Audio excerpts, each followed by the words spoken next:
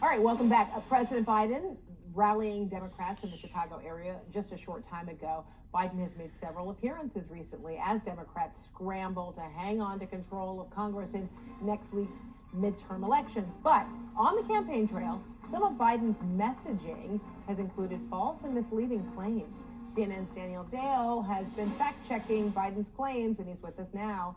So let's run through a few of the bigger claims that the president made, starting with what he said about gas prices. Today, the most common price of gas in America is $3.39, down from over $5 when I took office. How's it stack up? The last part of that claim is just not true. The most common price of gas when President Biden took office in early 2021 was $2.39, not even close to $5. So he made it sound like gas has fallen significantly during his presidency, even though it has actually increased. Now, I'll add here, this one might have been an inadvertent gaffe because he has said correctly in other speeches that the price of gas was over $5 this summer in June, not when he took office. Nonetheless, the price of gas, we know, was maybe the most important price in this midterm campaign, and he was just wrong in a live televised speech. Okay, and then let's hear what the president said about an increase to Social Security. On our watch, for the first time in 10 years, seniors are going to get the biggest increase in their Social Security checks they've gotten. So was the president right in that claim?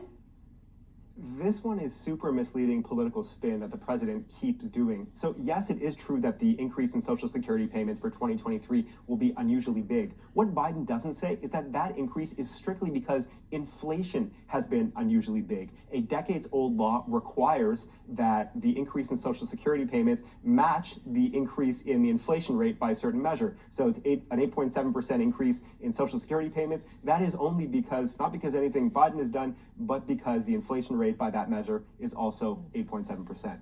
All right, so the president also talked about the deficit in a recent appearance, and this is what he said. The Democrats in Congress now, without any Republican vote, reduced the deficit by $1.4 trillion 1 year. More than any time in American history. We cut the federal debt in half. Fact. All right, so Daniel, is that fact?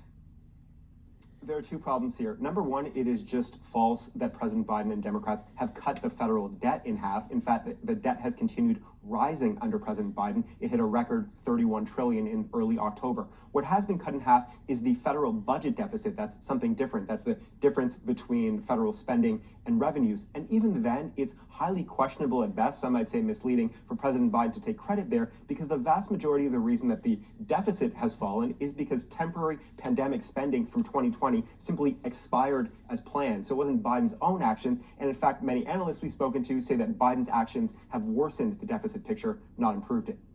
All right, Daniel Dale with all the facts.